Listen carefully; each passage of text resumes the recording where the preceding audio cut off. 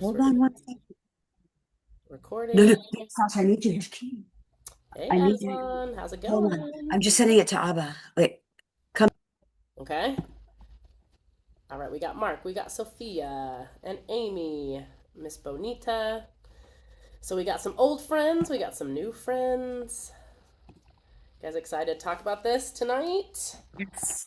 We're branching out from only usually talking about psilocybin, and we're talking about a different medicine, a different drug, a different substance this evening, in addition to mushrooms, because we always bring it back to mushrooms a little bit, right? So let's see. It's about 7:01. We got some time. People are still coming in. While we are waiting to begin for just another minute, what I would like you to do is in the chat, if you have access to the chat, you can drop in one of Buena Vida's favorite games that we always play if you've been to a retreat or like Bonita to a facilitator training.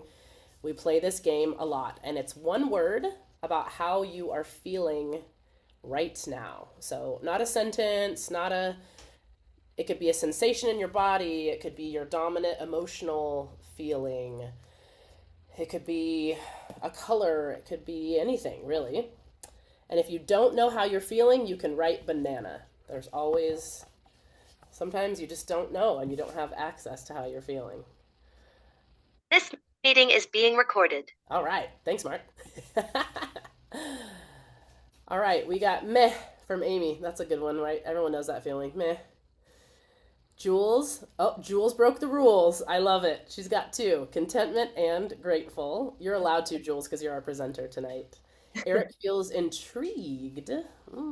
Is an interesting. I guess intrigued could be both intellectual or a feeling. Lori is curious. Amy says hi from Ohio, so I'm just going to give her a feeling of hello. What else do we got? Tired. Sophia's tired. You know, it's the end of the day. It's maybe the end of something else. We might talk a little bit about grief tonight and death cycles, and being tired is one of those feelings. So my sensation, let's see, my dominant sensation right now, I feel kind of buzzy. I'm going to put buzzy as mine. I had a matcha tea late in the day today, so I feel like I didn't follow the rules of caffeine, but that's okay. At least it was green tea. Bonita said she is recombobulating. Okay, so she at one point got discombobulated, and now she's back. She's recombobulating, which is great. All right, guys. So we got our feelings, we got our emotions, our sensations. As always, when we do these webinars, we want to say, of course, everything is welcome. Everything that you feel, everything that you experience. We're going to do some learning tonight, right? We're going to be engaging our brains. We're going to be engaging our intellect. We want this to be, and I'll take you through what this evening is going to look like, and then I will introduce you to Jules, who is a fabulous friend and a wonderful practitioner who's going to give us a lot of really beautiful information from her experience in various medicine worlds. And then we're also, as we always do, going to have a Q&A at the end. So that can be a Q&A for Jules. It can be for me, Amanda. I am the founder of Buena Vida. It can be about retreats, mushrooms, trauma, somatics, dance music, all these things that I know Jules and I both. Being a death doula, end of life care. There are many topics that we're going to cover tonight. And we want you to know that the Q&A can really be anything that comes to the surface as you are learning this evening, or anything that's just been on your mind if you've been hanging out at the Buena Vida, you know, reading our emails every now and then, coming to a webinar every now and then. And it can even be something personal that you're like, I just have a question I want to ask these ladies. All right. Sound good? I've got everybody muted. So before we begin, as always, we're going to take a moment to drop into our bodies. We're going to take that journey a little bit out of the mind and back into the present moment. So if you are safe and you're sitting down and you're able to, you can begin by doing the radical act of closing your eyes.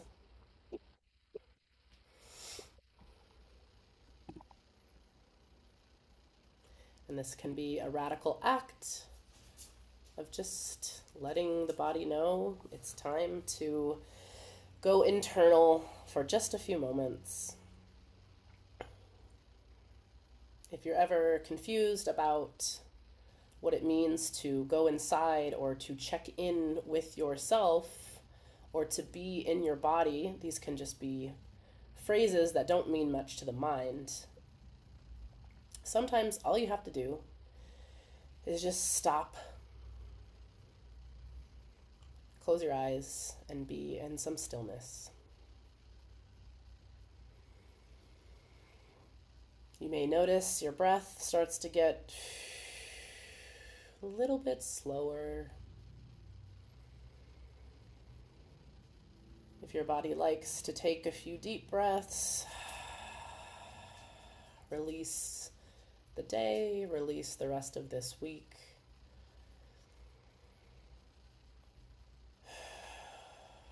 I like to find safety in this moment, just in the simplicity of sitting in my chair, in my home. Nothing to attend to. In that breath may come some gratitude for air conditioning or a fan. Or maybe you like the heat and you're grateful for that.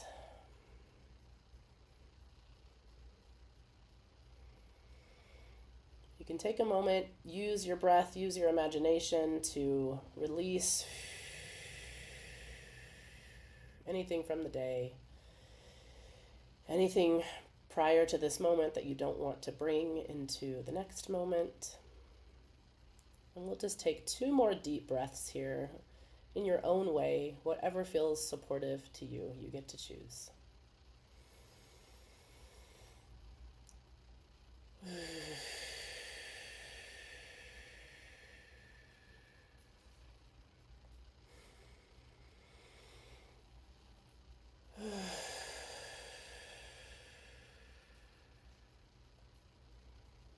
Take these last 10 seconds or so to stretch or move anything that needs a little bit of love, a little bit of expansion. Your body will know. You just listen and do it.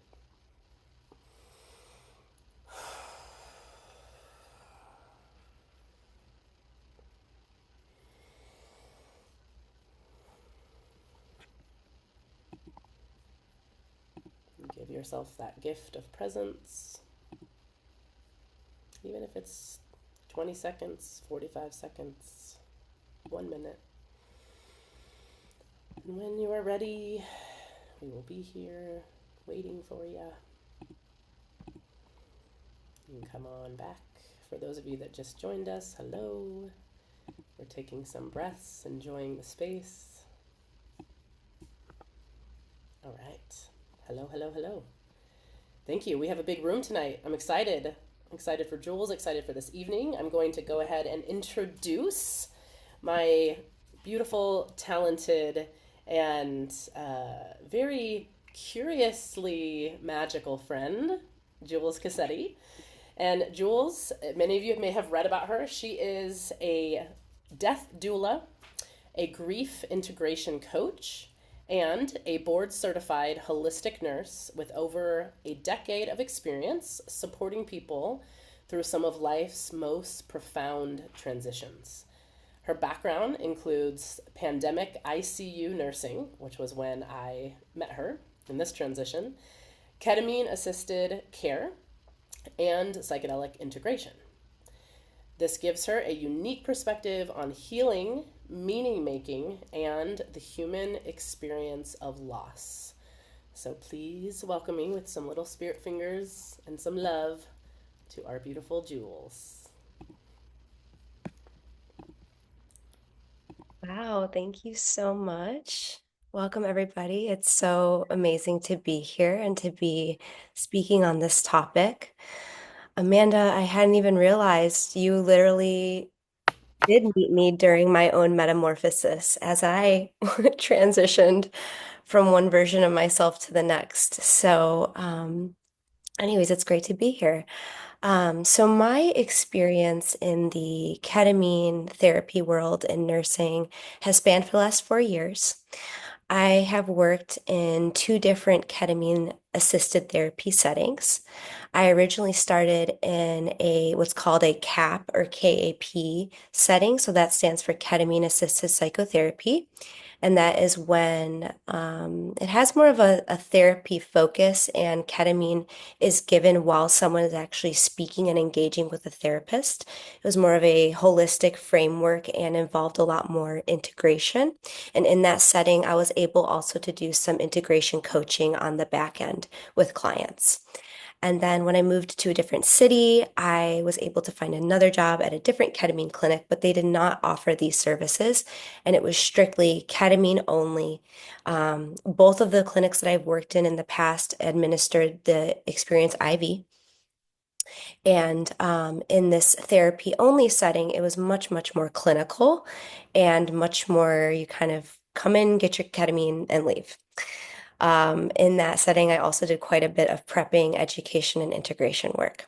So that is my ketamine background. I've also been a ketamine therapy patient. And in addition, I've been on my own experience of healing with plant medicine and more of the indigenous and shamanic sides of things, in addition to psilocybin. So in this talk, I would love to speak to you as Jules the human, Jules the daughter, Jules the friend, Jules the person who's also experienced loss and really gone through their own transition. However, I do straddle both lines, and I do also have my nursing background as well. So I'm really excited, and I get to essentially draw from all of these different backgrounds um, that inform the work that I do and how I help people. So I'm going to get into my presentation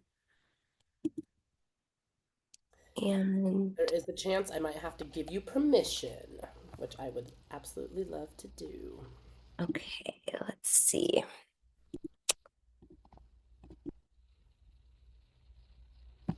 You got it. Here you go.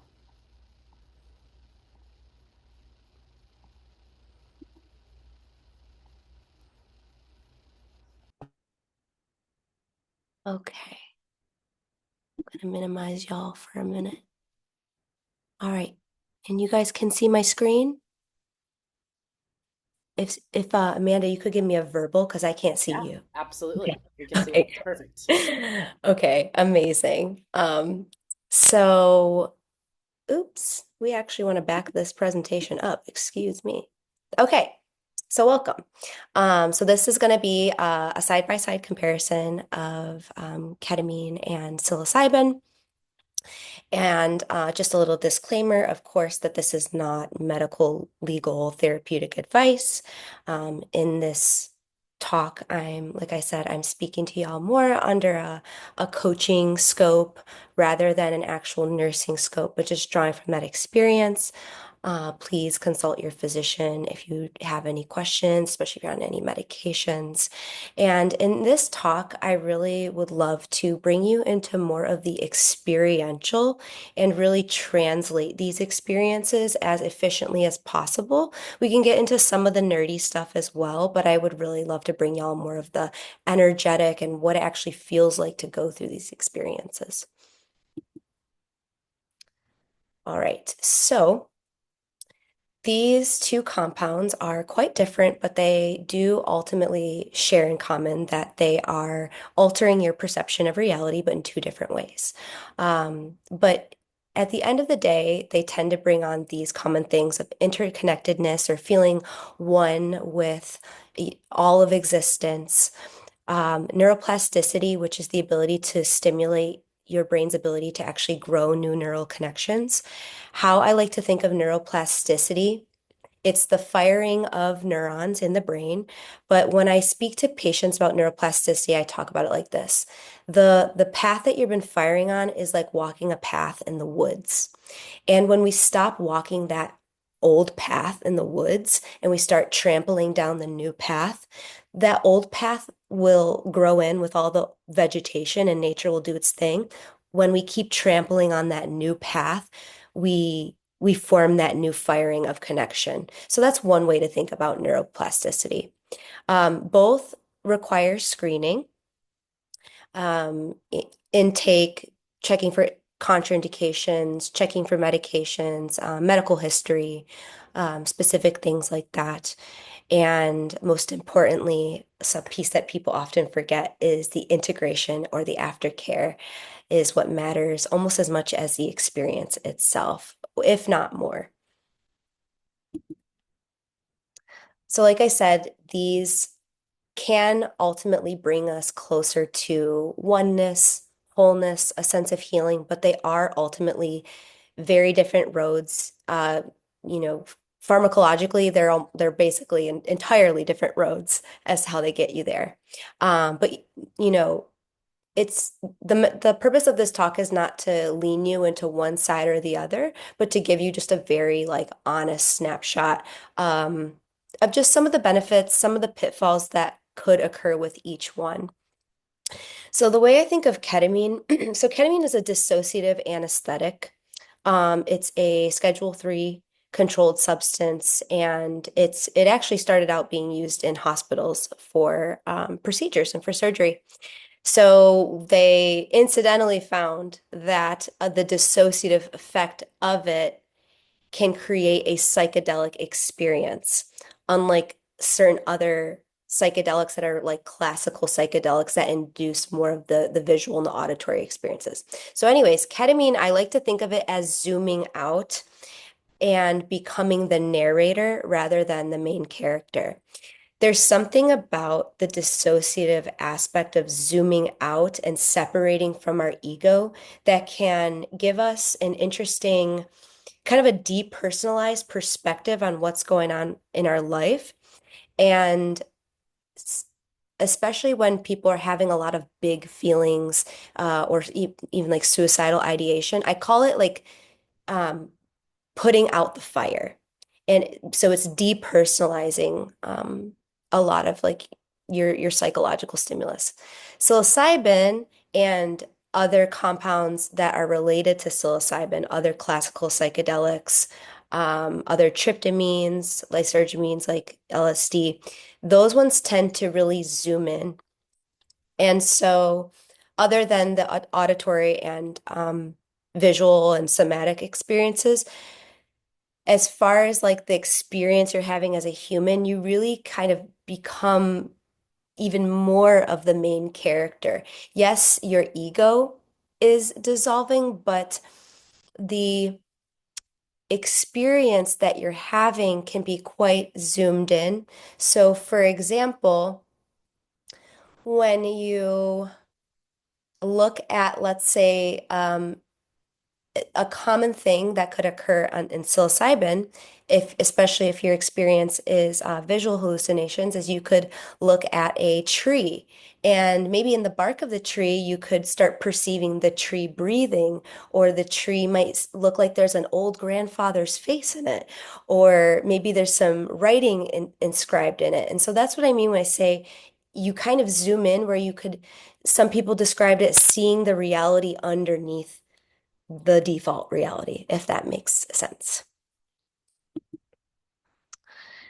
Okay, so like I said, ketamine is a dissociative anesthetic with psychedelic properties, and what it's doing is it's blocking the NMDA receptor, which essentially blocks the main excitatory neurotransmitter glutamate from firing in the brain. And so I kind of think of glutamate as like tethering your soul or your consciousness to this reality. And when we block it and we interrupt that cascade, there again tends to be that dissociative effect, that floatiness that comes in. So this can lead to quieting the brain noise, creating more space in the mind, like shutting down the computer tabs of the brain. The sensation that you might feel with ketamine is more dreamlike, floaty, out of body.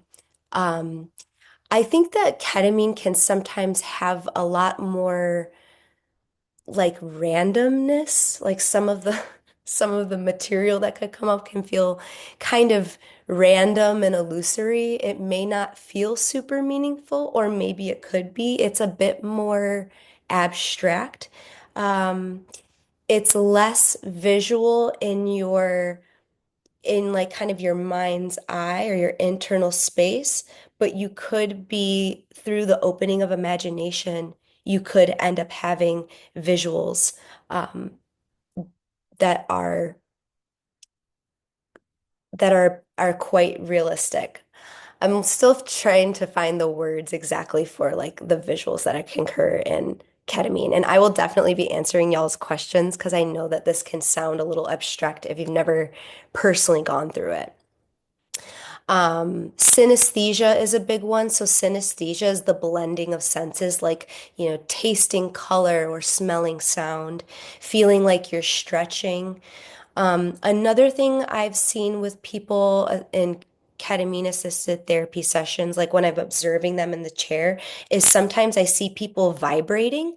Um, and it's not necessarily like a seizure, but sometimes people can have this little like release of energy, especially from their neck or their spinal cord, and they're not necessarily convulsing, but their body's literally just vibrating, almost like a phone. And then in the clinical setting, there's a number of ways that ketamine is given. And I can do a little pause, look at y'all's questions. Okay, great. Trip sitting requirements. I think so. Okay, Good. Yeah, I'm I, keeping track of them, and then I told beautiful. Amanda we'll get to them at the end. Great. Yeah, I can definitely get into all of that. So, um, so it, so ketamine can really any of these modalities can be done recreationally or in, as legal of a framework as is available. So in this context, I'm going to talk about like the therapeutic clinical setting, and I will touch a little bit on like the recreational issues that I've observed in ketamine as well. So in the clinical setting, it's typically given IM or IV. I have mostly giving it IV, and then sometimes I've had to augment it by giving it to people sublingually as well to get them to their adequate therapeutic range. It's based on your weight. It's all your medications are also taken into consideration. And where ketamine really, really shines, like I said, is putting out that fire. So, especially when it comes to acute suicidal ideation, I have bared witness to clients who have had um, scored essentially maximum a suicidality and um, did require them to be very closely monitored, but they were highly acute and they were able to essentially put out that fire by really, um, like I said, shutting down the tabs of the computer and really just depersonalizing from the intensity of their emotional experience.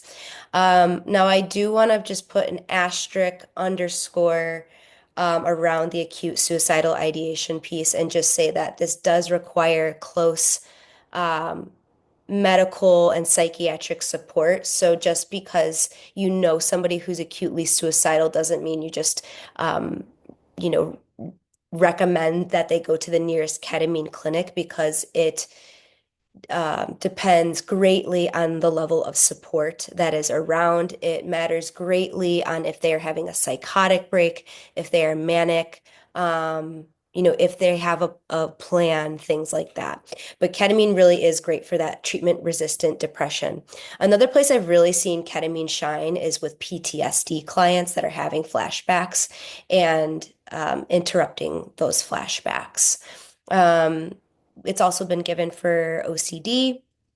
Um, Generalized anxiety has been seen quite a bit. And the lesser known thing that people don't really talk about with ketamine is actually chronic pain. So I personally believe that people who have mysterious, vague, chronic pain diagnoses like fibromyalgia, I do believe that there is a correlation with the psyche. I did have a client who had one of these pain conditions from an actual injury, but sh this injury happened when she was very young, and I noticed that she had a really deep identification and story with this chronic pain. So she was coming in for ketamine for chronic pain, not for mental health. She was getting treated for mental health by, a different provider. But what she was finding was some benefit. And through working together, she was able to kind of identify the story that was associated with the pain. It was actually through the psyche work that she was able to um, and receiving the like anesthetic effects of the ketamine, she was able to break through some of that pain um, long term, which is great. Um, Ketamine, given in a clinical setting, is at this time given off label. So because it's given off label, it's not FDA approved. The only thing that's FDA approved is the nasal spray Spravato, which is given intranasally. So because it's not FDA approved, it is unfortunately not covered by insurance. If you are going to a place that has ketamine-assisted psychotherapy, it's possible you could get the psychotherapy part super billed, and maybe the therapy portion will be covered by insurance, possibly. But at this time, it's not covered by insurance, which is really such a shame. And it's about $400 to $800 per session out of pocket. Um, the typical protocol is what's called a 6 session series. So you might call up a ketamine clinic, tell them what's going on, get screened, get cleared by them. You may or may not on board with a therapist if they are a CAP facility. Once you get cleared, and then the prescriber will typically order 6 sessions and a dosage based on your weight, a starting dose. Then we go up maybe a little bit more on the second round. Maybe on that third treatment, we get you to your goal therapeutic range. And usually around that third treatment is where people start to see benefit. And then they have the remaining treatments. Um, some people have great relief on the first treatment. Some people don't see any benefit until treatment 6. Some people don't see any benefit until I see them for their first booster after the 6 sessions. So it varies so much because humans are just so complex. It really depends on what kind of baggage you have going on, how seriously you're taking this experience, and most importantly, what you're doing in your integration after your experiences. And then just that last piece, a typical IV treatment, usually an appointment is about 2 to 2.5 hours. You can expect to be there. You'll need to get a ride home. You won't be allowed to drive home. And a lot of the reason why it's so long is really because of that preparation and that come down, and the experience is sandwiched in the middle. Jules, I'll give you a 15-minute, uh, not warning, 15-minute window, just as a reminder. Beautiful. Thank you. All right. So psilocybin, on the other hand. So like I've talked about with psilocybin, it has a completely different mechanism. Therefore, it has a completely different experience. Ketamine can also be, I'm sorry, psilocybin, excuse me. Psilocybin can be an inward experience. I would say out of the classical psychedelics, it can be a bit more on the inward side, but it also has the potential to be a very communal, joyful, and euphoric experience. It tends to be more grassroots. Um, there are states in which it is decriminalized at the state level, like in Oregon and Colorado, or you can travel out of country, or at your own risk, you can experiment with psilocybin. There's a huge uptick in people doing microdosing and also doing macrodosing in the home. And the mechanism of how psilocybin works is that it activates the serotonin receptors and it quiets the default mode network. The default mode network is essentially what keeps us inside of our heads. It's that chatter, it's that preoccupation with ourselves, and it's that essentially it's our ego program that's running. So instead of closing down the tabs of the computer, just like, okay, we just need a reboot of the computer. Psilocybin can absolutely reboot the computer, but I would say and then some. Psilocybin is really about a software update, if you will, and it really allows new connections or different ways of actually seeing the narrative of your life come together. What it can feel like is much more somatic. Well, first of all, with all of these compounds, there's a huge range of sensations. So these are very general. Psilocybin can feel much more somatic, meaning you could get cold, you could get hot, you could want to dance, you could get a little squirmy. You could feel like you want to yawn or like you want to laugh. You can also experience synesthesia, so you could, feel like you taste color or smell sound. Um, Psilocybin can also be associated with more, giggliness or euphoria, or you can experience emotional waves of grief or repressed memories could come up that you haven't felt for a very long time. The main thing with psilocybin, though, is even though you are quieting the ego or the default mode network, you ultimately are able to access more perspective on your hero's journey. So I think of it more like watching your life's movie with like a new set of eyes. New set of eyes could mean more like childlike wonder, more awe, more gratitude, more connection to nature or to creation itself. So it really is about becoming the author of your story. The places you would normally see psilocybin, um, as far as like a container goes, are usually in retreats. These psilocybin has been given for, ritually for thousands of years in indigenous cultures such as the Mazatecs in Mexico. And retreat settings oftentimes do incorporate more of the shamanic elements. Um, and when I say elements, I could literally also mean like the actual elements of nature, like air, water, fire, like really interacting with these things from a more kind of like animistic um, construct. It's psilocybin can induce this feeling of seeing water or a rock as alive. I'm not saying that that's what your experience would be, but that's like a common report or finding.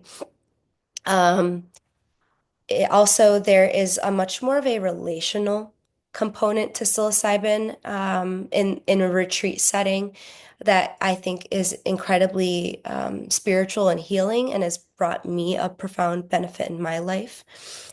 Um, and the psilocybin experience itself tends to last for about 4 to 6 hours.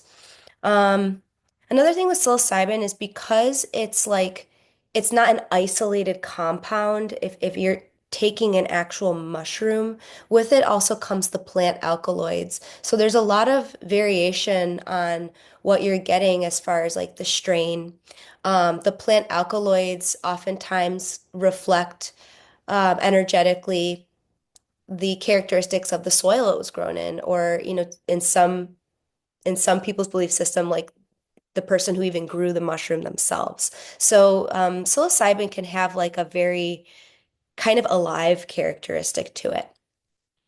And then the other thing I'll just say as far as like legality is more and more people, is not legal advice, but more and more people are leaning into their First Amendment rights and their religious rights to use these compounds. So again, it's very much like whatever kind of, risk tolerance that you believe in.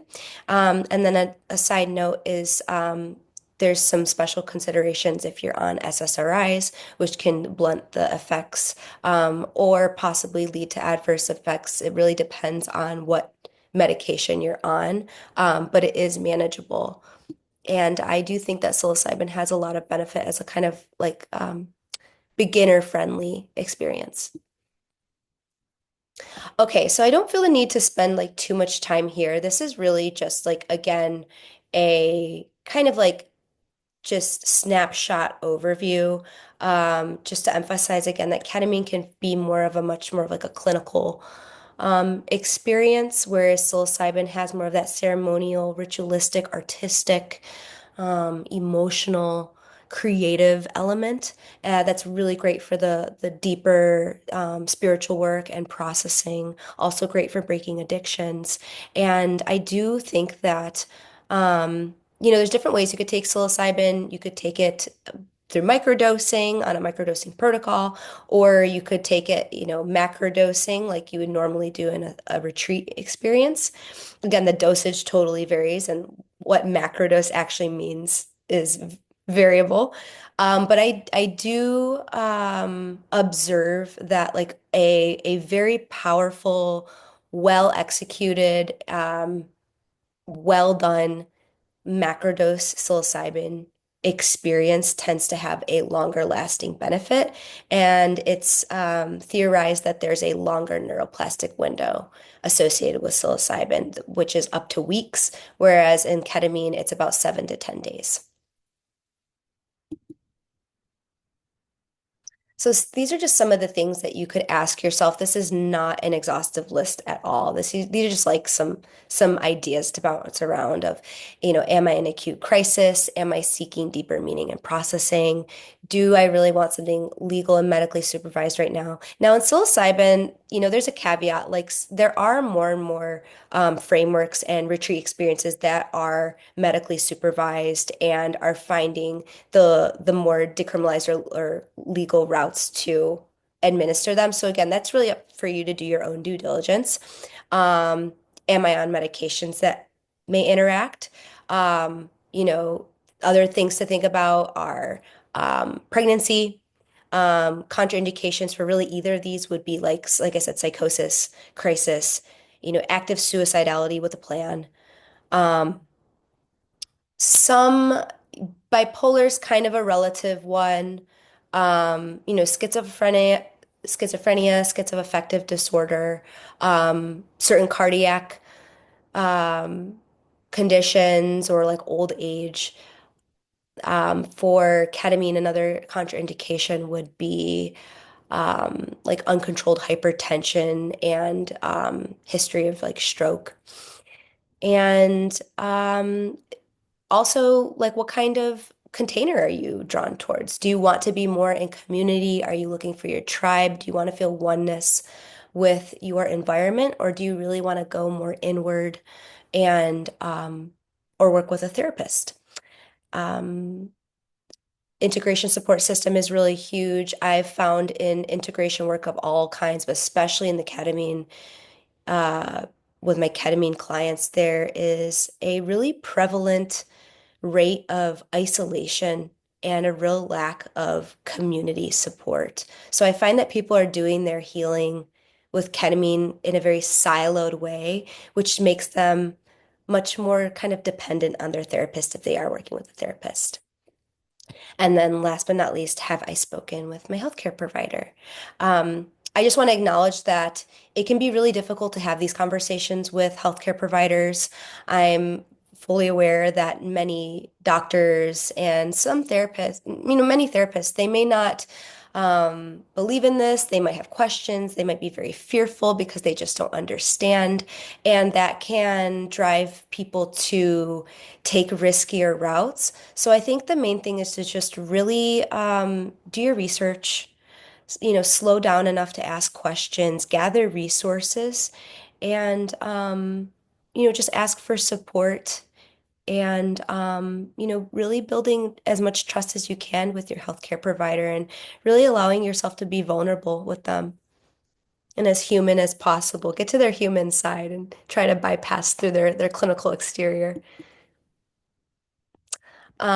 Super quick, like I said, integration is just that aftercare component. I kind of think of it as like rehabilitation. Like if you got a minor procedure, you wouldn't just like get discharged from the hospital without getting like your discharge instructions or, knowing how to care for your wound or knowing how to go to your physical therapy. So integration just means, it often means habit change. It often means breaking through the old thought patterns and not um, feeding that same thought. So like I said, that analogy of letting the old path in the forest kind of die down, let the grass grow over it, and integration's really about, okay, I found that new pathway, I saw that new insight. How can I keep walking that path and actually embody it?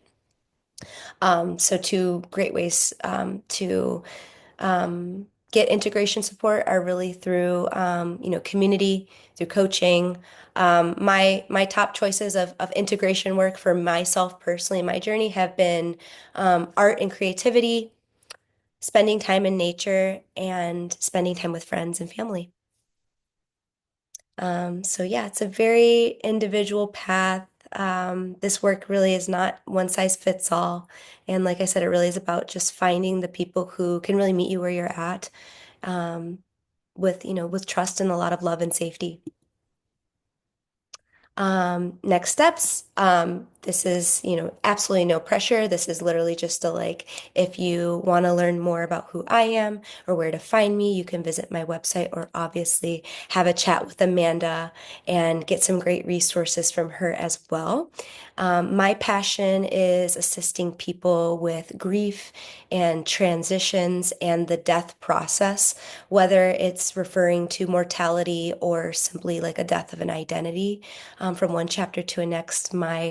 My whole life's work is really about death, transformation, and rebirth.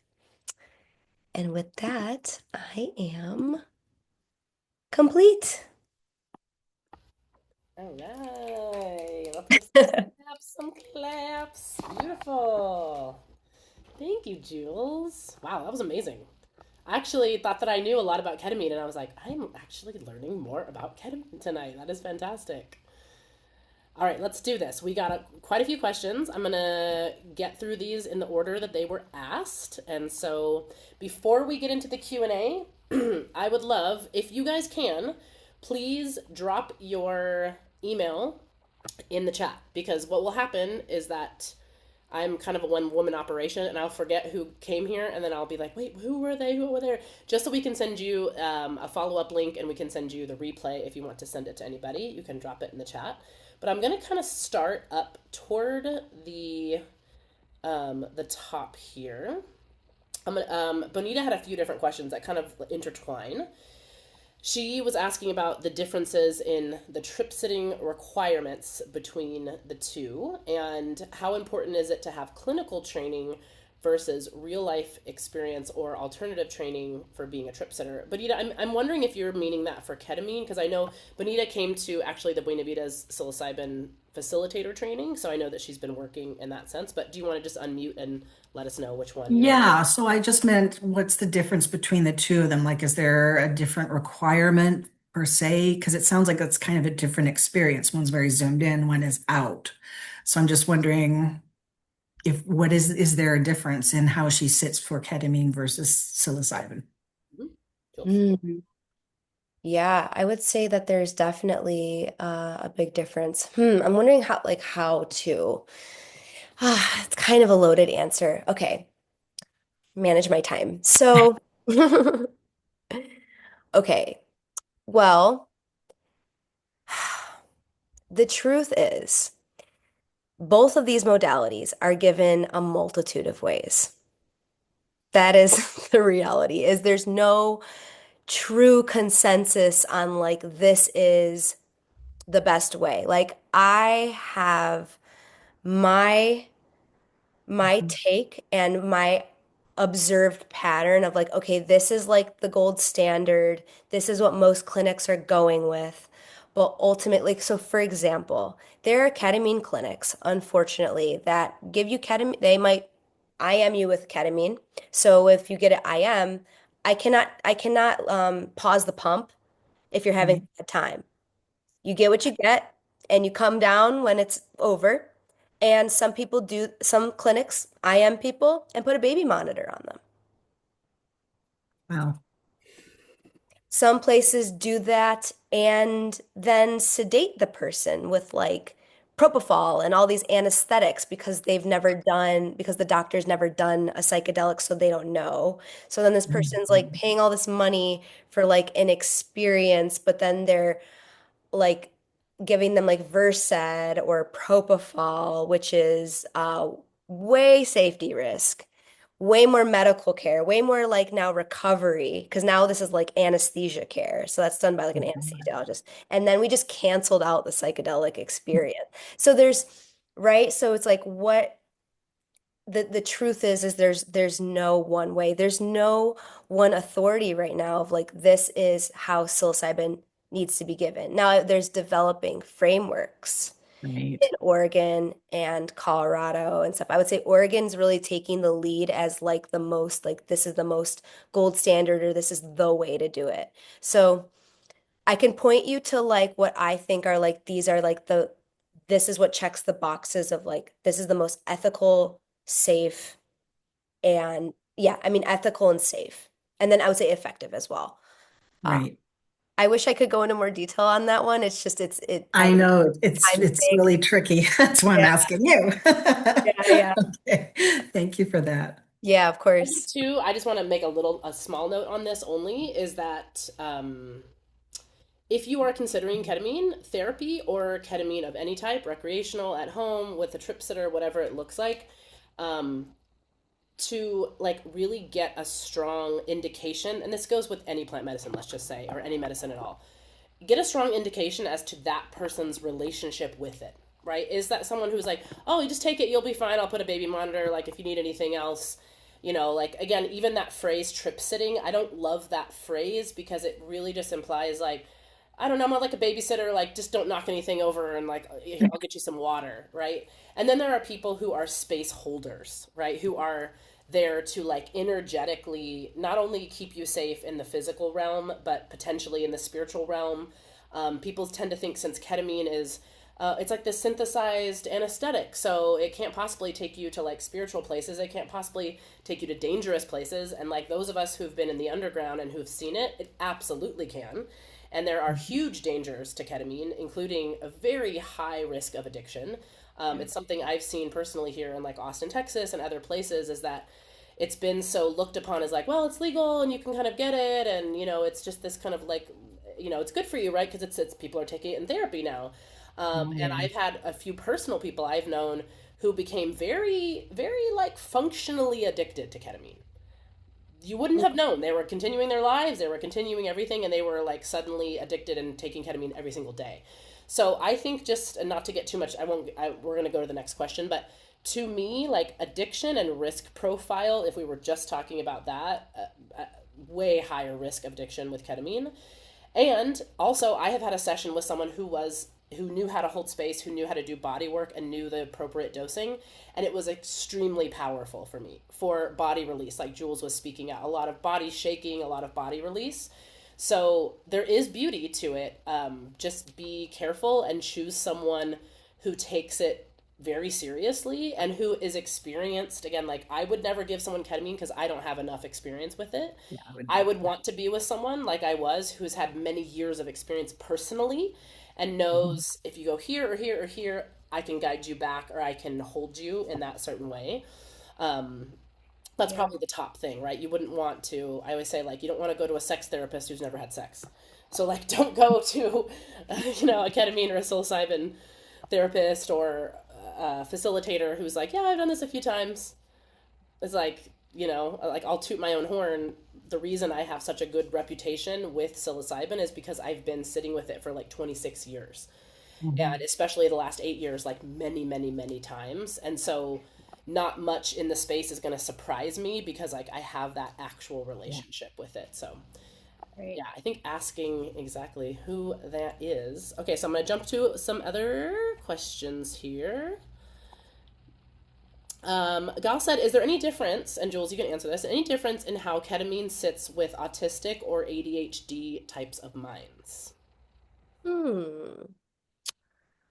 Um, with the autism, I have treated people that I knew were autistic. Then there's like the people I'm not sure but suspected. And then there's like where are on the spectrum. But I will say it could possibly be overstimulating for them depending on where they're at.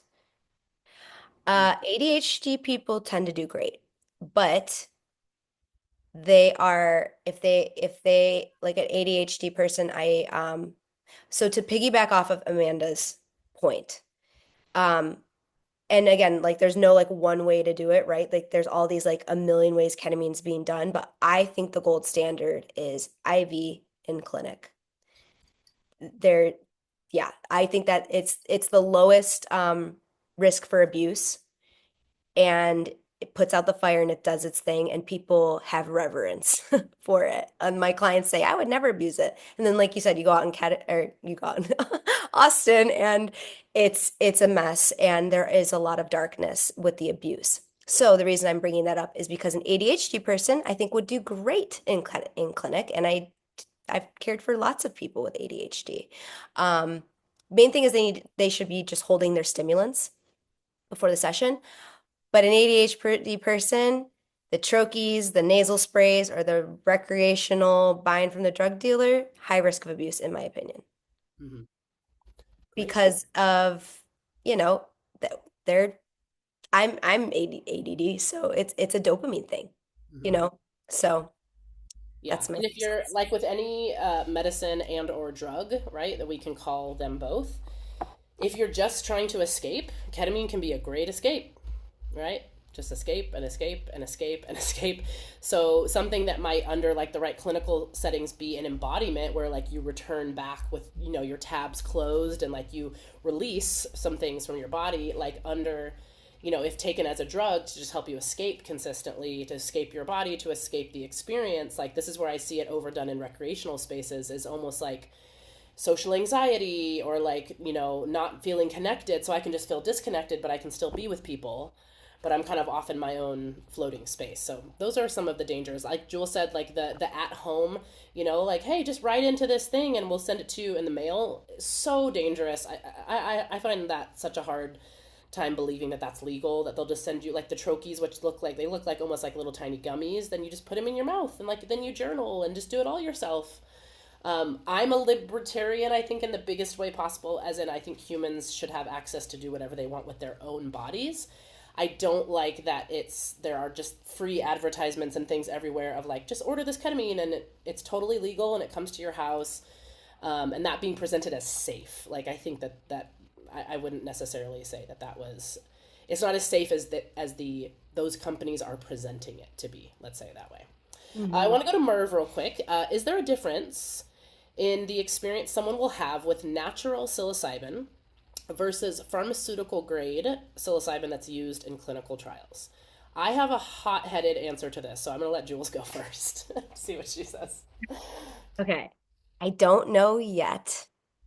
I'm interested and willing to learn, but my philosophy has to do around the plant alkaloids.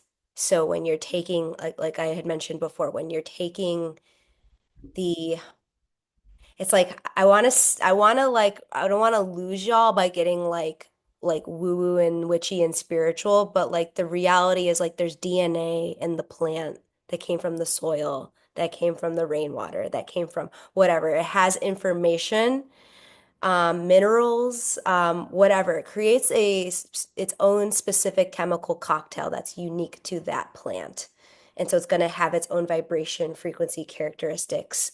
Um, that's why, like, for example, like, like I, in my experiences, have had like Peruvian visuals with a certain plant medicine, and it's like, but I'm not in Peru, and it's like, it's because it's like, I don't know, it's because it was grown in that soil, like I'm not sure, but there definitely is some kind of animistic, in my experience, there's some sort of animistic quality where science meets spirit with like the plant alkaloids. So that's just a total like hot take it or leave it type of thing. Not scientific at all, but that's just my opinion. I would run along those same ways, and I want to give like my teachers from Ecuador like their perspective on what they would call hard medicine and soft medicine, and what that looks like when you're looking at people who, indigenous peoples who have lived like with land and like have roots where they fully with all of their hearts and minds believe and know that the reason, for example, ayahuasca was given to people was because they had such deep communication with the plants and with the spirits, and those spirits told them to find this specific vine and find this specific leaf and to make that into a tea, and it was going to help their village. Or it told them this specific frog that sits at this specific tree at the very, very top, and you're going to have to climb to the very top of this tree to find this frog. In the instance of combo, is going to, be the vaccine of the jungle, and it's going to save people. So from that perspective, like Jules was mentioning, animism, which is the belief pre 300, 400 years ago, pretty much everyone for the most of history, if you really look into it, had more of an animistic view of life as opposed to a materialistic view of life, which is that everything has a spirit and everything is alive and everything is connected. So the idea that we can separate our material body into pieces and parts, and that we as a material being are not a part of that tree or our house or anything, is actually a very new belief in human history. It's very, very new. I'm not saying either one's right or wrong, but those are just frameworks. So the framework that leads to synthesizing a compound that only contains psilocin and then trademarking it, and this is where I don't want to throw certain companies under the bus, although I strongly disagree with the way that Compass Pathways has behaved ethically in their entire existence. So I guess I just did do that. They have thrown many, many indigenous people, genuine people, ethical people under the proverbial bus in order to get where they are. And I have personally, and this is anecdotal, it's not evidence, but I have personally spoken with two people who've come out of those trials with harm, with like a completely unsupported experience, with having facilitators who did not know what they were doing. There was a woman who had taken psilocybin quite a few times in her life and understood the experience and had a general, idea of what it would look like. And she said that she was just like very, very sick the whole time, but not having any of the experience of like the actual medicine. She was sick for days after, but no one knew why or what was going on. So we'll see what comes out. And I support and understand why in a clinical and scientific setting that you can't just get mushrooms from Amanda and then give them to people. Like, I understand the purpose of synthesizing. Do I think that it's going to have the same outcomes like Jules was mentioning of like the full what's called like the soft version of medicine? So like valerian root and Valium, right? Valerian root, when you eat valerian root like pure from the root, yes, it has some of those calming effects, right? It has like a sleepy type of effect, but it also, because it has all the plant alkaloids and has everything else within it, everything that has evolved to support that in your body, you're taking. And then when you have a synthesized version where it's like, let's just extract one piece and make this with a lot of potentially other active or inactive chemicals, and then we put it to just like numb out a part of your brain, it's probably not going to have that same effect or that same relationship. So I strongly believe, after many, many years of experience with, the full fruiting body of psilocybin and like really, and the experience that even the most intellectual scientific people have had once they interact with this medicine, that it does awaken in you this understanding of connection that maybe is inexplainable to kind of like the scientific framework right now. Maybe later, we're starting to see an integration of that. But again, both of those people were in that specific trial and just felt like they were coming to a Buena Vida retreat to like heal from that experience. So that did not put the best taste in my mouth, and I hope for the best. I hope that it gets better, and that's all I'll say on that. Jules, I'm going to drop you into this question here from Merida. I have a 17-year-old daughter. She has done 8 ketamine treatments and not doing well now. She wants to do another one. Do you suggest trying psilocybin since ketamine has not shown true change? I would definitely need more info. Um, but I ask myself the same question with a lot of my ketamine people. I'm like, maybe this just isn't the thing for you, but it's like you're coming in for it because it's the only thing that's like legal that you can access. But my spidey sense has tingled for a lot of people. So yeah, I would definitely need more information. Um, but it's worth, maybe just doing some research and seeing. The only thing I want to say to this, we'd love to talk to you, Merida, and maybe your daughter. I have worked with people as young as 16. I'm kind of like a Wild West pistol Annie, and like we've had some amazing, incredible results and outcomes with younger people who come to the retreats, like with their parents, with a guardian, mostly related to eating disorders, OCD, definitely parents who were not ready or willing to put their child on like really, really heavy SSRIs or really heavy other medications. And so they decided that perhaps psilocybin, because of its safety profile, at least would be something they could try first. Some that have just been like absolutely mind blowing healing and things that I was unaware that could even touch. So it is worth a try. And there, to me, is with the right, like we said, with the right screening and the right safety background. Luckily, psilocybin is like, it's very low risk in many different categories. It's very physically low risk. It's very like psychologically low risk, again, with the right screening. And I'm very proud that in the 8 years that we've been doing this work with psilocybin, that we have never had a safety incident. We've never had someone go home and have, something that's ongoing. We've never had someone in retreat who had any sort of like an extended, depersonalization or some of the risks and things I've heard maybe from other places. And that's a combination of things.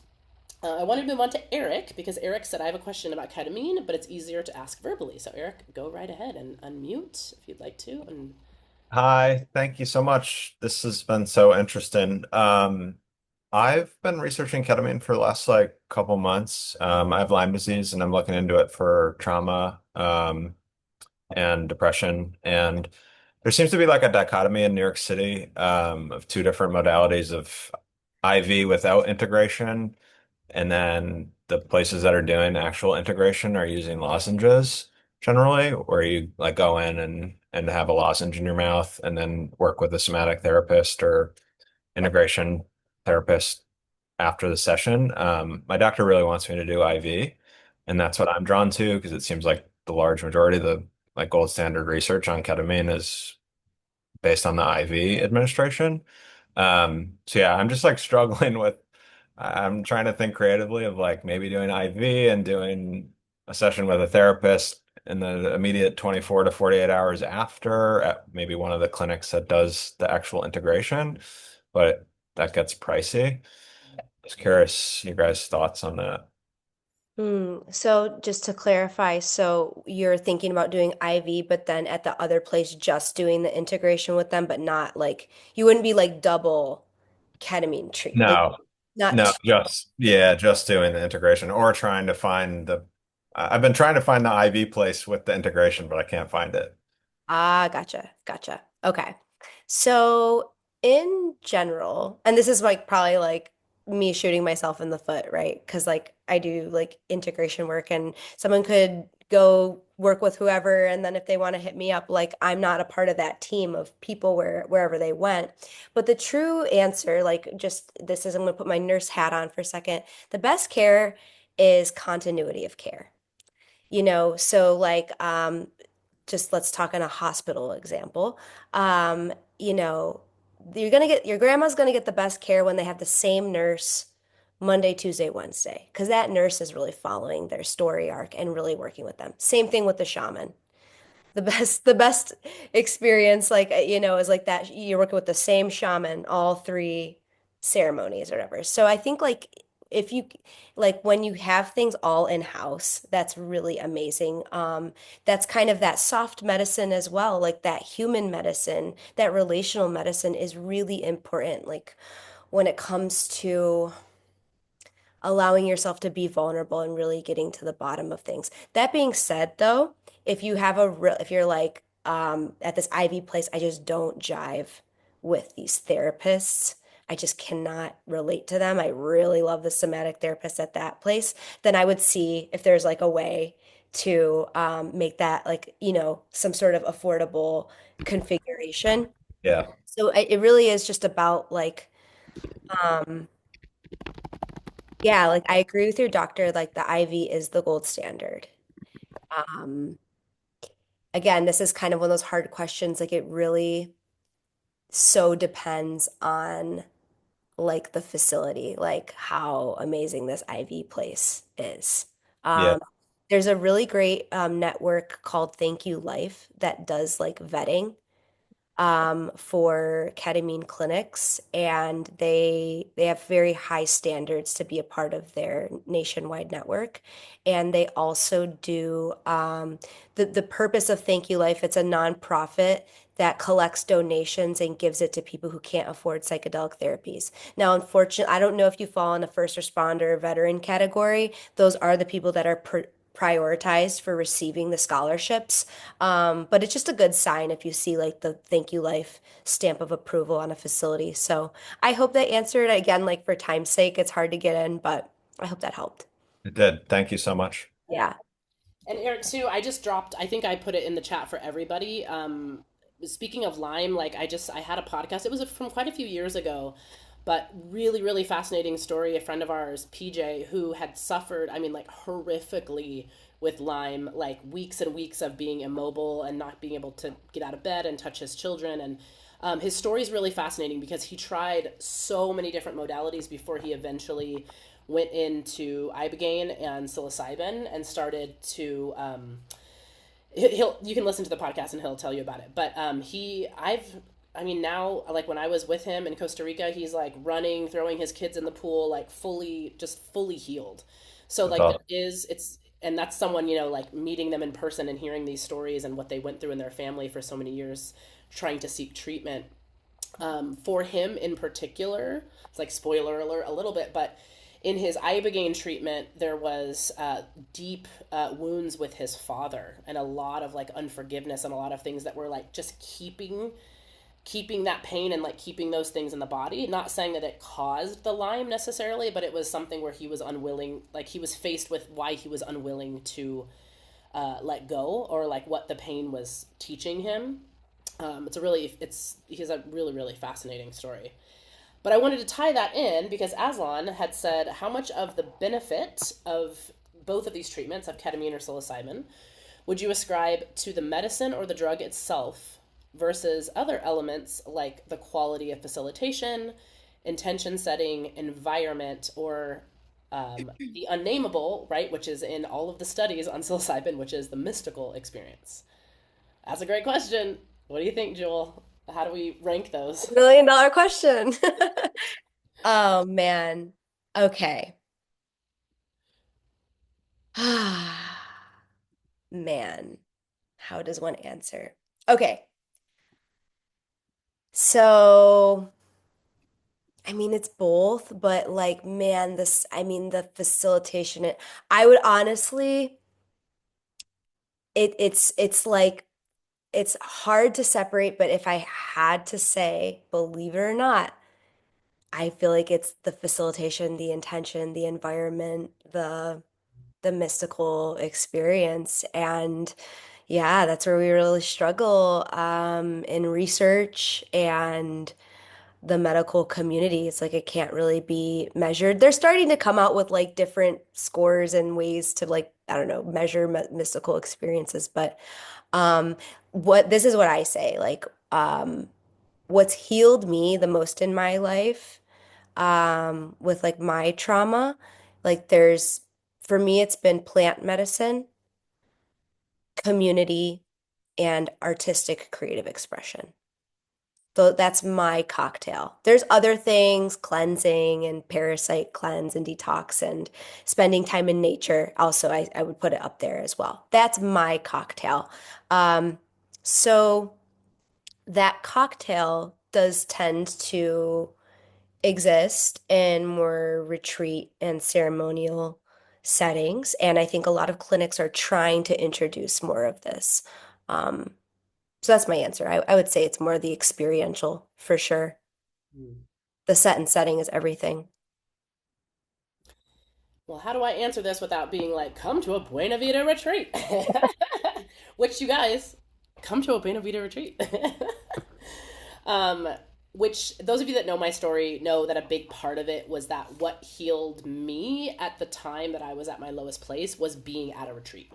Yes, it was ayahuasca. Yes, it was San Pedro cactus, but it was impossible to this day to separate out. Was it the shamans who cared for me? Was it the facilitator who gave me a blanket when I was really cold? Was it the integration the next day? Was it hiking in the mountains and seeing the cows and like being away from home? Was it like the community meals that I had of just, seeing people? Was it seeing other people heal and then like listening to their stories and like loving on them? I don't know. I mean, it's impossible to separate these things out. What I will say that a little bit of evidence I feel that I have in the difference between the substance itself versus the set and the setting is that quite a few people over the years come to Buena Vida having had multiple other psilocybin experiences, in nature, on a hike, at home, maybe even in a one-on-one setting. And like the dominant feedback is just like, why is this so different? Like, what is going on here? And my answer is that ceremony is a technology. Mhm. Ceremony is an ancient technology that, like, I don't even think we've begun to scratch the surface of understanding.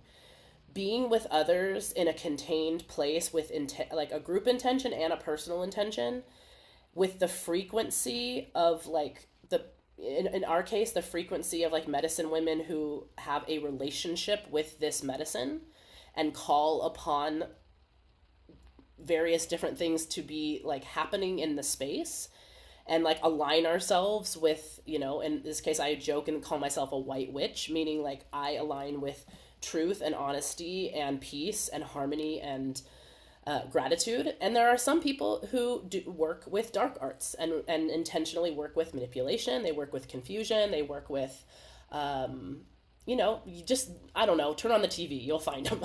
You guys know. You know there are dark artists in this world. So, yes, there have been many people. There was even one man I can think of who has taken 5 grams, 6 grams at like a music festival or here or there. And we almost wondered why did he, when he showed up to the retreat, this is quite a few years ago, I was curious because it sounded like, I was like, sounds like you kind of just do mushrooms whenever you want. Like, I'm curious why you're here and you've paid this money and invested to come and do this work in the community. And his experience on a much lower dose than he thought, right? Because he thought he was going to have to take these very high doses. And I was like, well, we'll see about that. Because again, the technology of the ceremony and of the group and of the music and the things that we bring in, and he had like the most transformative experience of his life where he was able to like face a memory from childhood that had refused to surface in the past, and then in the group the next day like speak that out loud for the first time in his life, to be witnessed by others in love and acceptance of that truth, to like hold him as he decided, like, now that I have this truth about my family and these different things, like what am I going to do with this, right? Integration, like assistance, like love, help, not just I took a mushroom and this thing happened. This is why I will always work in community. This is why I always will work in groups. And because it's very hard to measure the magic.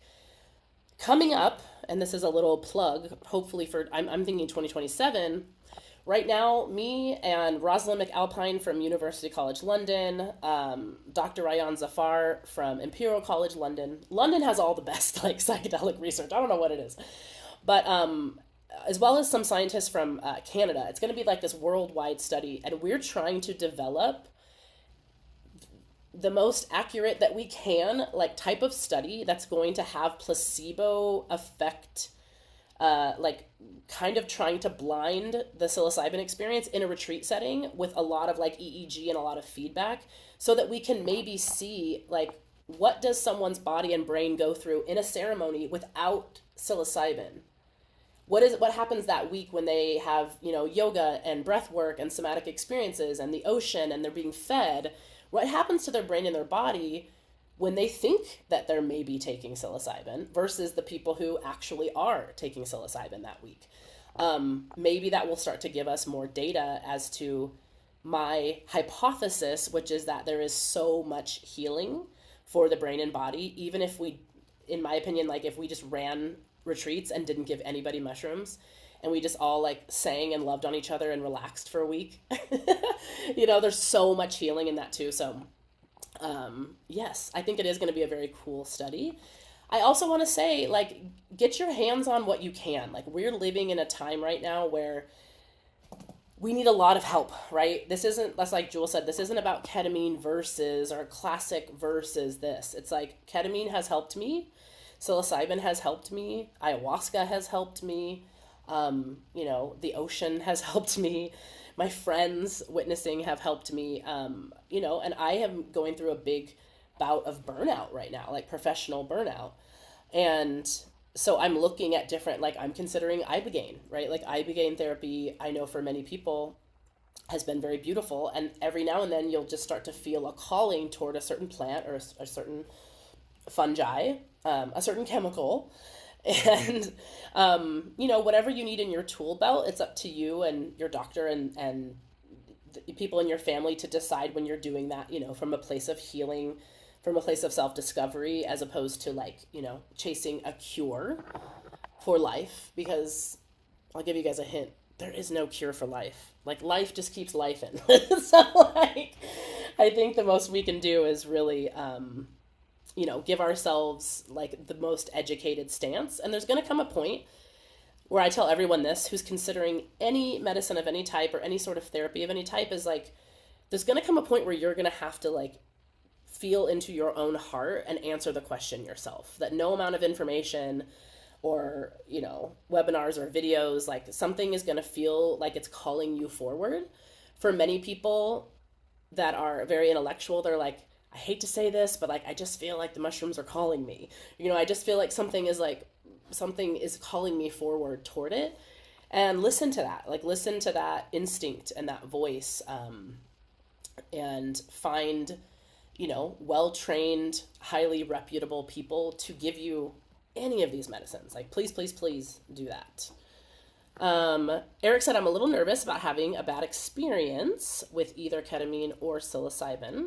What do you do if that were to occur? What do you think, Jules? What do you do? Especially with ketamine. Like, what are the kind of dangers or the bad journeys with ketamine? What does that look like? Okay, well, like I said, it depends on the setting. I said that so much, but so like let's say like an IV, for example. You're getting your IV.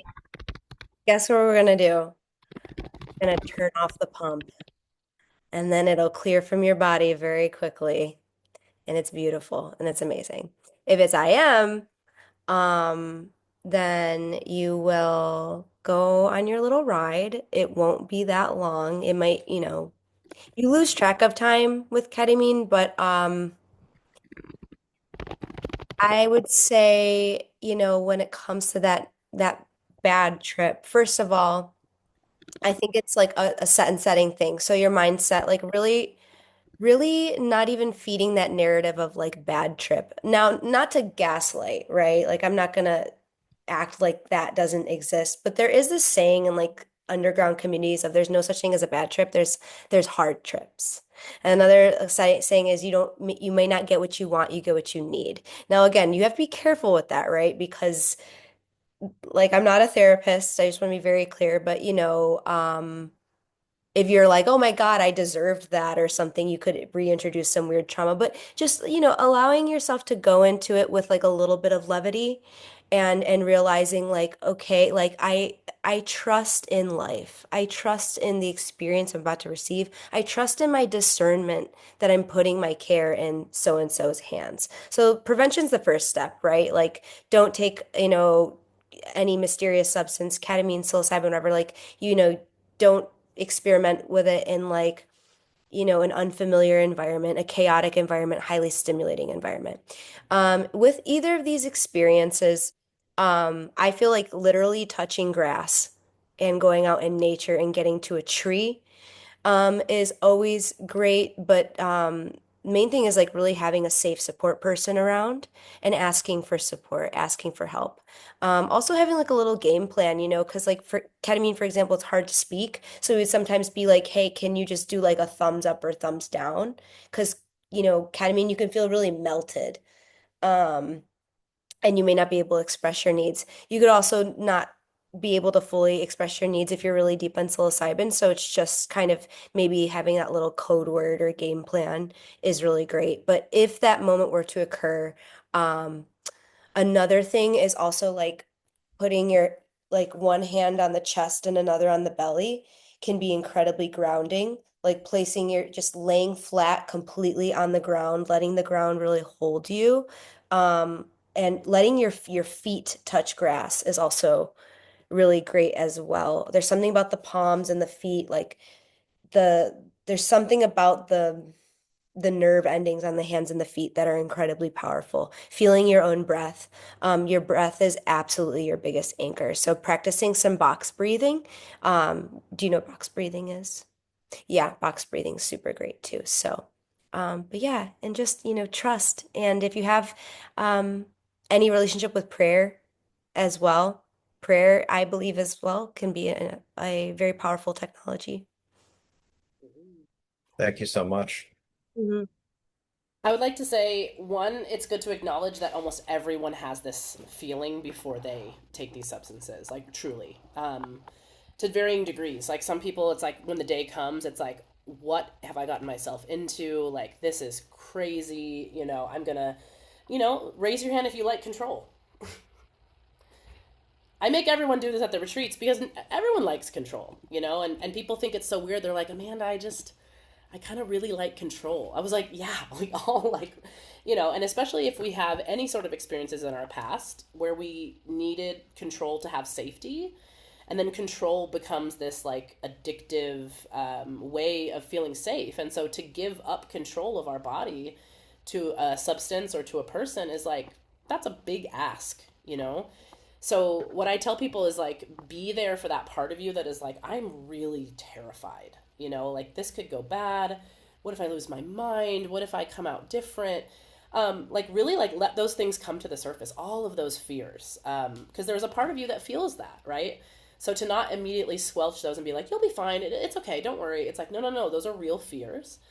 Um, and then something that we like to do, at least at retreat, that I think is really helpful for that fear center part of the brain, especially, is we do like a very thorough orientation that gives the brain like everything it needs. Like, here's how the ceremony is exactly going to go. Here's where we're going to be sitting. Here's where you're going to be sitting, right? Every single protocol. The bathroom, if you want to make noise, if what's going to happen. So once you kind of like almost like fill the intellect with that, is like, okay, everything's like in this realm is totally covered. This person's there, there's the door, like this person's going to take me to the bathroom. That really helps. So it's like, okay, that's covered. And then there's the more esoteric spiritual realms that this is where you would want to have someone, and you could ask these questions of someone, is like, what if I go into a place that I feel out of control? Or what if something, it feels like something takes over my body? Whatever those fears are, to ask a leader, ask someone who's going to be there with you, like, what do you do? I love when people ask me that. They're like, no, what do you do if I'm truly freaking out? Like, truly, I have lost all control. Mhm. And, you know, I would say in our retreats, especially as we as a team have become more mature, that's an extremely rare situation. But it happened, I would say, a few more times when I was like younger on this path.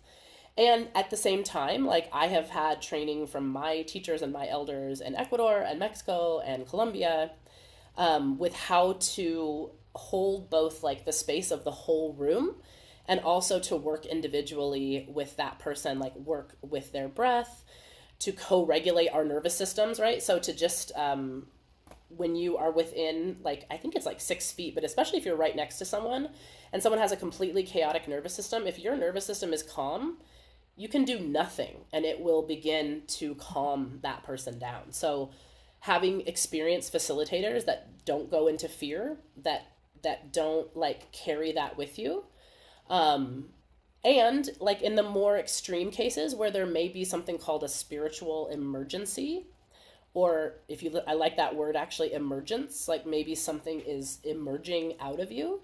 In a clinical setting, that could be called psychosis, it could be called depersonalization, derealization. That's, I can't speak on ketamine. It's rare with psilocybin, but it can happen. It's usually for a short amount of time, where someone feels like they've been taken out of their body, or they're out, traveling outside of their body. And so we have ways and know ways to like bring them back into their body, to like bring them back present, and potentially the next day. To that can be a really powerful experience for someone. Once they feel grounded again, and once they feel like I need to integrate like what happened when I was traveling or when I felt like I was out of my body. It's important in those moments though that like if you catch the hook of fear, that's when that can turn into what might be called a bad trip. That's Mhm. why anyone who's ever told me, I'm like, they're like, I had a bad trip when I was 16, or I had a bad trip at this thing. And I was like, tell me where you were and what was happening. And there was always chaos in the environment. Someone was laughing at me. I didn't trust the people around me, right? No one was caring for me. So then the fear comes in, but that fear has nowhere to go. And it can, unfortunately, really expand. Um, but with most people, I would say, in the most severe situations we've been in those situations, it's maybe 5 to 10 minutes at most, you know, before, and many times it's they're working through or releasing something very big, and it's a little bit more frightening for the other people. So that's another thing, again, we go over in orientation is like if someone's going through something big, you say, you know, you send them love, you're like, you've got this, you know, like, don't worry, like, you're going to feel so good tomorrow. Because it can sound, you know, certain experiences in our body or our voice can sound a little bit scary or a little bit intense. Um, and so, yeah, I mean, no one has ever told me to my face, like, that was just a bad trip, Amanda. It was bad. I hated it. I was afraid the whole time. I feel like crap today. People have sat the next morning and said, like, whoa, you know, that was intense. Like, the intensity for sure can happen. Challenging journeys, right? Where people are like, I was just faced with, like, I've had these faced with self hatred, just right in my face. Like, here's how you treat yourself. Here's the words you say to yourself. And it's like, oh man, you know, like it's a lot. But like Jules said, right, like these tools we teach you, right, one breath at a time, asking for help, you know, like those things get you through. Another phrase that everyone likes to use with psychedelics is the only way out is through. And so when you're in those moments, like you can't back out. Like it's just like, all right, I'm going through this.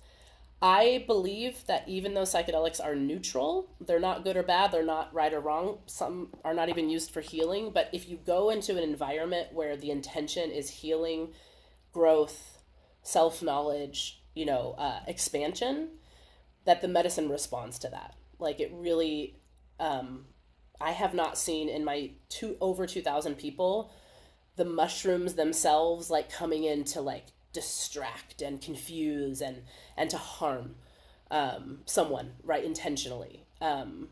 If there is a difficult journey, we work through it together, and you have your tools with you.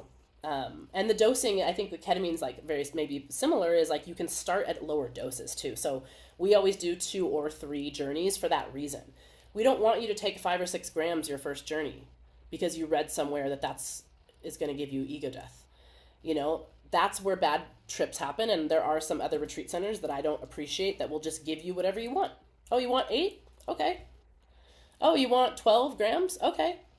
That's extremely dangerous because that's like going into the middle of the Amazon jungle and you don't have a machete and they're like, good luck. Hope there's no snakes, you know? So I won't go on too much longer about that, but acknowledge that that is true. There are going to be a lot of fears that come to the surface. A lot of times it's the ego. The last few days before is like the ego not wanting to let go of control of who you are. That one can be the toughest one to let go of because the brain and the ego, all they want is to keep you the same, even if that same is like really painful. So just like being kind and compassionate to yourself in those moments of like, yeah, I know this is scary. Like, this is weird. It's something brand new. Like, I know it's, I talk to my ego like a little child. Like, I know it's really weird, right? It's going to be really scary. And it'd be better if we could just stay home and, get in our pajamas and like watch TV. That would be better. But we're going to do this, we're going to make this decision. And, yeah, you'll be good. Whatever you're feeling called to, but everybody's freaked out, especially the first day when they arrive. I love it because like I can see the end of the week, but people are like, hey, how's it going? Nice to meet you. There's always this like, once you choose to arrive, you're like, okay, this is wild. Stacy said, how much is the retreat? Will you take a 17-year-old 3 months from 18? Yes, like I said, it really depends on the situation and supervision and their understanding of what we're doing. But we have had, I think, about 6 or 7 guests like under the age of 20 that have just been so beautiful. Usually people who come and do this work at that age are very mature, maybe even mature beyond where they need to be. They've seen a lot, they've been through a lot, and they can approach this with the right attitude and with the right open heart. We always have a parent come, especially under 18, of course, right, always have a parent come, but we tell the parent, because for some reason in these situations, the parent is like, well, I'm not going to do the mushrooms, but they'll do it. And it's like, no. You're going to do the mushrooms too. And have your own experience, right? And have your own healing and like be in a separate place in ceremony. Like we're taking care of them. You don't have to take care of them. That can be tough for parents. Like, are they okay? How are they doing? Trusting our team to take care of them through the journeys. And then, to be honest, a lot of healing happens like between families that come, right? Brother, sister, husband, wife, mother, daughters. Like, psilocybin is a medicine of connection, and families are tough, right? Families are our most intense mirrors, and it's where we all need a lot of healing. And so people who can crack open their vulnerability and come with a family member or a partner or a friend, there tends to be a lot of like really big sweetness and breakthroughs that happen. Yeah. If anybody needs to go, I already said, I'm going to tell you, and then we're going to answer this question on combo. July 9th is next Thursday. I know, it's very, very soon, but I just had someone who's been on our mailing list for like 2.5 years, and she called me. She's like, I think I'm ready, Amanda. Can I come in July? And I was like, yes, we have space. So you don't have to wait 6 months or a year or 2 years or 3 years to do this work. If you're feeling called to it, we can get you prepared for this in the next week if we feel that it's a right fit. It's in Joshua Tree. We have a little hot summer special because it's just hot in Joshua Tree right now, even though we have AC everywhere, especially in the ceremony space, nice and cold. But there's 2 more spaces for that retreat. And any thoughts on combo? Ooh, I have wonderful thoughts on combo. Any thoughts on combo, Jules? If anyone does not know what combo is a frog poison that is placed into small it's a beautiful ceremonial medicine. It is not a psychedelic, but it can give you visions and insight, but not necessarily in a classic psychedelic manner. In the ceremony, you're given these very small burns, like on your arm or your foot, different places of your body, and then they place the medicine into those. It basically just takes off like a really tiny layer of skin. And Jules, you might know more like biologically and pharmacologically how it works in the body with combo. A lot of people will take combo. It's again, it's called in the jungle, it's called the vaccine of the jungle, because in places where they don't necessarily have certain medications or vaccines, it's a complete lymph flush. It can be like a parasite flush. It can really just remove a lot of things from your body. It is a purgative, so part of the ceremony is drinking about like 1.5 to 2 liters of water, because water is the carrier of the medicine that pulses the combo throughout your body. And with that comes quite a bit of purging, but it's incredible. I've probably had 3 different sessions with combo to see like what comes out of your body, and also the insights you have, the clarity. Um, I think for like different autoimmune and different diseases in the body, it can be a great response to that. I would talk to someone who knows more, again, safety wise than I do, because I don't serve combo. But for me, it's been a great reset of like mind, body, and spirit, where weeks and months after a combo, I feel clear on my purpose, clear on my intention. And it's interesting because this frog is the one that I talked about, lives at the very, very treetop. And so it has like a view, it literally has a view of like the whole jungle. And that's what to me combo feels like, is like razor sharp vision. And traditionally in the indigenous tribes, some of them will put quite a bit of combo in their body before they go hunting, because it also clears your vision, and it helps your focus as well. That's what I know about combo, and I think it's a challenge to do, because if you don't like vomiting, like, it's gonna happen. But those of us that have done quite a few plant medicines were like, some vomiting. Who cares? It happens. What about you, Jules? Do you have any experience with combo? Yeah, I've done combo. I think I've sat with combo 5 times. Um, yeah, I don't have a ton to add. I actually am interested in learning more of the like nerdier side of combo. But absolutely a very powerful purgative. One of my experiences with combo, it kind of like it stimulated like my uterus. Like I felt like I was almost getting my cycle, like it kickstarted my cycle. So it actually can, I think, like stimulate certain smooth muscle in the body. Huge flush, like Amanda was saying.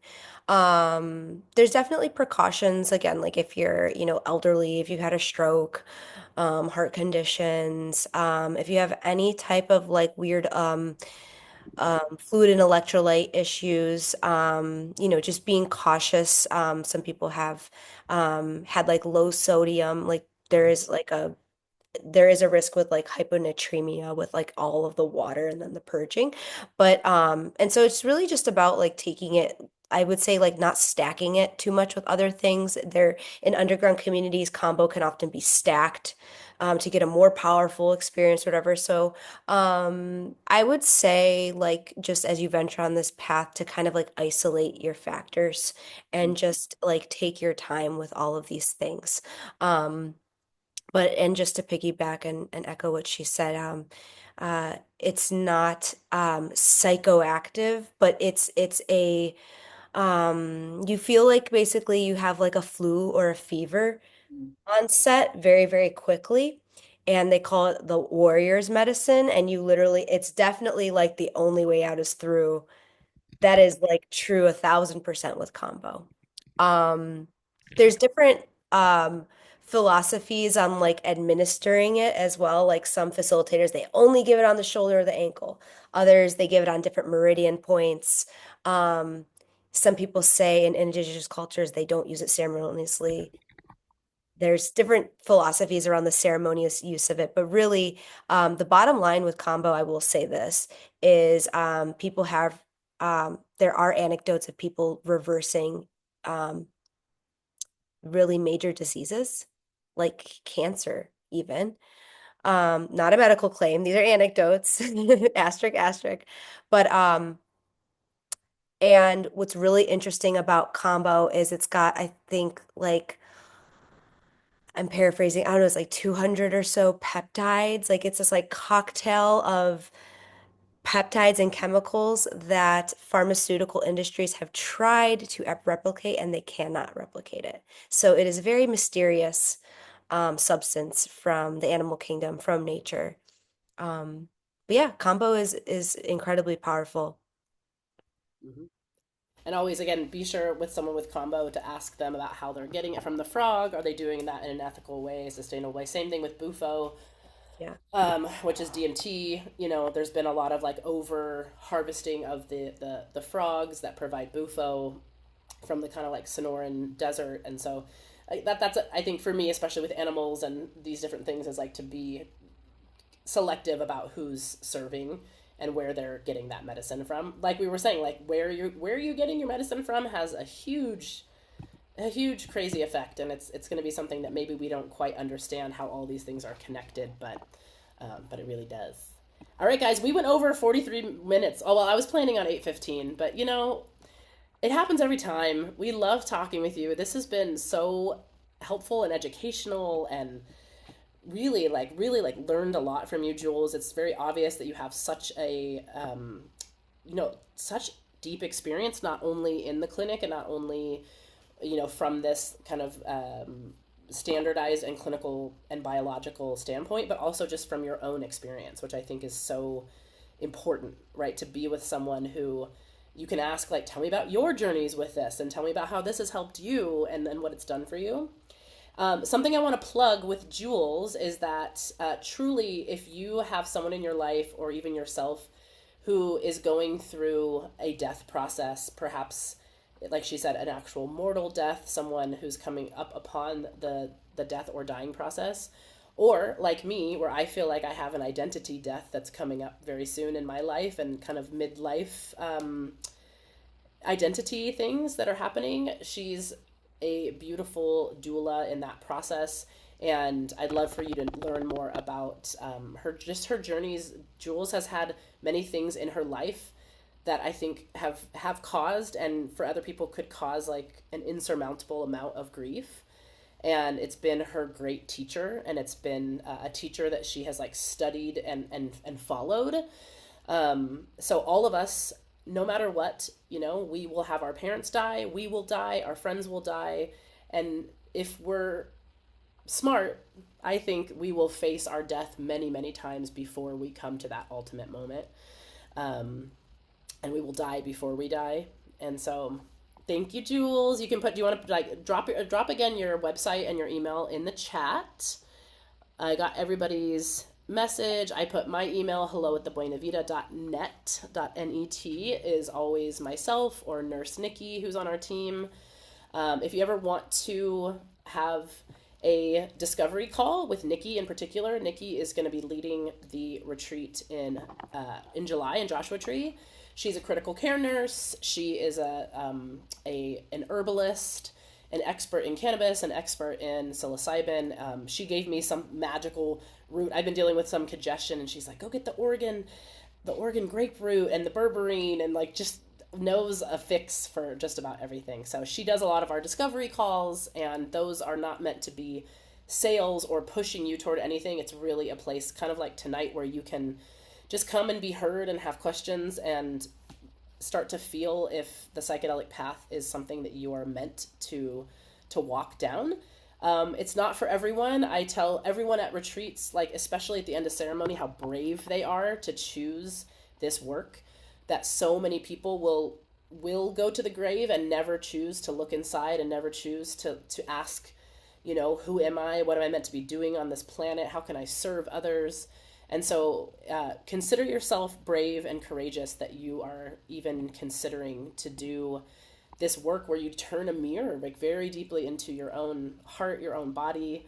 I believe, speaking on behalf of the mushrooms, that they love you very much and they want the best for you and they want you in your fullest expression and they want you to connect with others, to be seen, to not be so isolated. That's the biggest disease I think that's causing a lot of our mental health problems, is this like hyper isolation that a lot of us face. So thanks for coming and being a part of our community. Any last thoughts, Jules, before we say goodbye? Well, thank you so much for having me. It was a pleasure, everybody. So grateful. Thank you. If you do this, there gets hearts on your screen, right? Okay. Go, go. Yeah! I love it. Every time it does it.